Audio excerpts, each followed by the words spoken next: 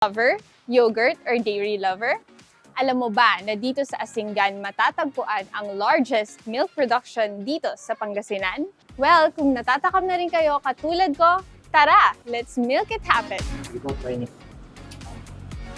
Ayaw po. Ayun. Medyo mahirap po siya and kailangan po may technique siya sa paggatas ng kalabaw.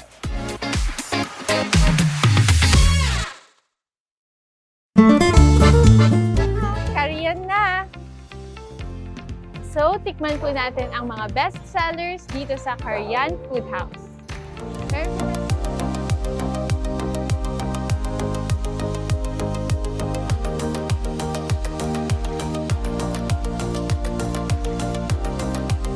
Alam nyo ba na dito sa ASINGAN matatagpuan ang longest bridge in the Ilocos region? At nandito nga tayo sa Narciso Ramos Bridge kung saan ito ay may habang 1.44 kilometers na nagkokonekta sa Municipality of ASINGAN and Municipality of Santa Maria. Based sa mga natikman kong ibang mais, itong mais ng ASINGAN, napakasarap, napakalinamnam, and talagang mahahalata mong fresh at naaalagaan yung tanim dito. Parang lack na lights inspired from Los Angeles. Parang very world class din pala dito.